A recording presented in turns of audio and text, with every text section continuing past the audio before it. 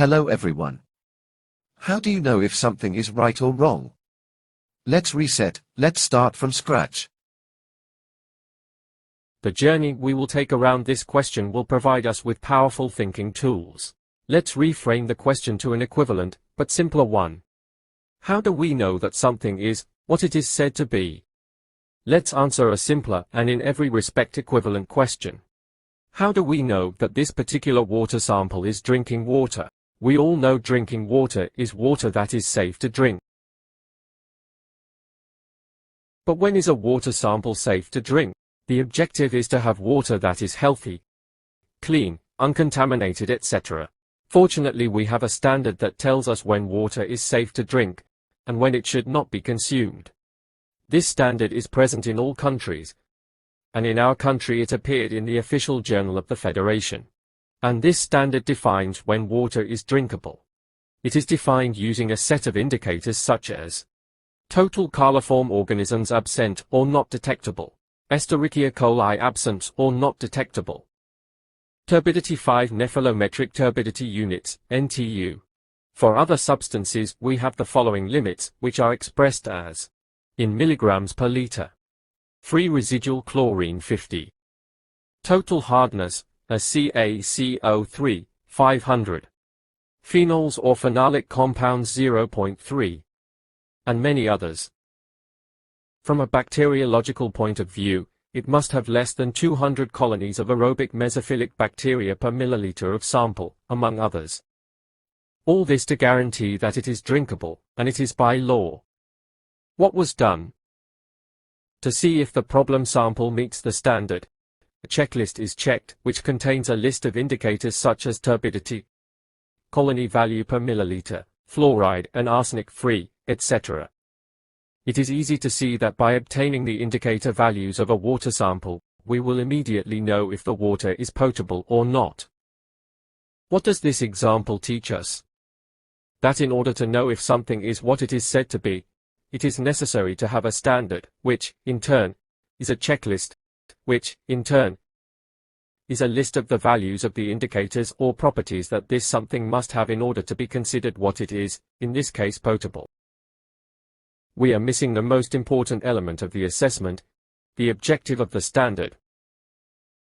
What gives it its raison d'etre? And this objective is objective. It implies maintaining the health and well-being of the human being. That is why we check whether the water is drinkable, i.e. healthy. Let's play with this concept a bit. Suppose the objective is to get sick, to live less, to be unhealthy. Then this evil objective would produce a norm, and the values of the indicators would change. The number of harmful bacteria would increase, the amount of fluoride and arsenic would increase, etc. It is clear that the parameters and the form of the standard depend on the target. Recall that the question we started with was, how do we know if something is right or wrong? It is immediately answered by the standard. Before I continue, let me give another very enlightening example on this very issue. Let us ask, how do we know whether a person is healthy or sick? The answer is simple.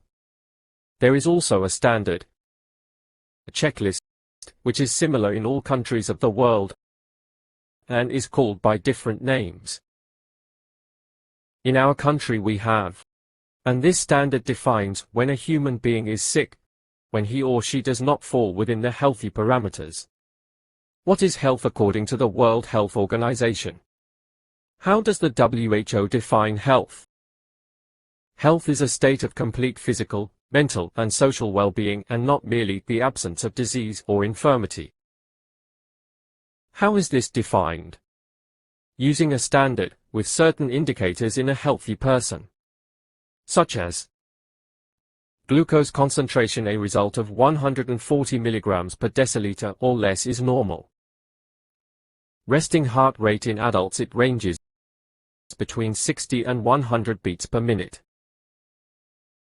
Body temperature is between 36.5 and 37 degrees Celsius. Blood potassium concentration between 3.5 and 5.0 millimoles per liter.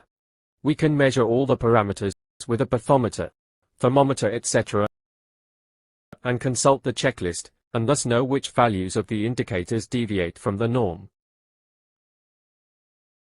It is easy to see that by obtaining the values of the indicators, we will immediately know whether a particular person is ill or not.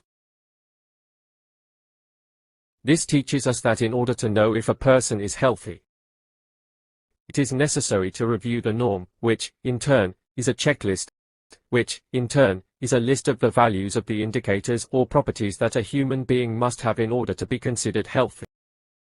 And the objective of this standard is objective, involves maintaining the health and well-being of the human being. That the human body functions within healthy parameters. Why was this particular objective chosen? Well, it seems that there is a pact among the vast majority of human beings to consider the objective of well-being and health as the main objective. It is a logical, unquestionable objective that is tacitly accepted. So, is it right to exercise, not to smoke, and not to abuse carbohydrates in order to maintain health? We answer, of course it is, in terms of achieving the goal of health and well-being. But if someone claims that their goal is to be sick, not to stay healthy, then they can say that it is right to smoke, overeat, and not exercise. So is overeating and smoking right or wrong? Well, it depends on the goal. The goal is not necessary, i.e. forced, like the law of gravity that affects everyone, even if we complain. The goal is often a choice. We are born into a society where several goals in life have already been defined.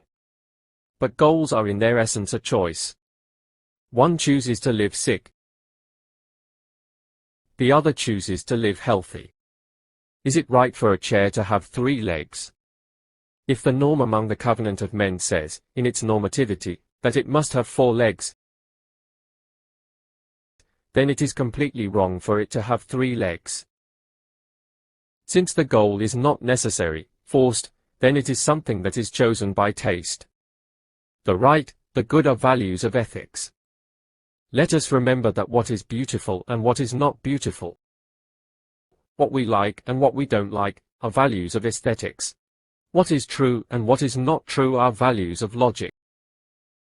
The difference between these values is that mathematical and logical truths are objective values that are valid and necessary for all living beings, no matter what world they live in. Whereas ethics and aesthetics are subjective, what looks good in France doesn't look good in China. And as many objectives are chosen by taste, without being necessary, then we can be sure that ethics is only an aesthetic. What is good and what is bad depends only on the objective of the norm, ultimately on taste. So, when we evaluate, we do so according to a standard that was generated by an objective. We evaluate whether water is drinkable, whether a person is healthy, whether it is right for a chair to have 3 legs, and, in short, what can be right, good or bad. But the standard is also an image of what it is, an image as close to reality as possible. An image of what is drinkable, what is healthy, what is right. And since it is a representation of a part of reality, then it is a model. In short, we evaluate something according to a model. The indicators and parameters depend on the objective for which the model was constructed. The objective is necessary, and the ultimate nature of the objective is aesthetic. Thank you for your attention.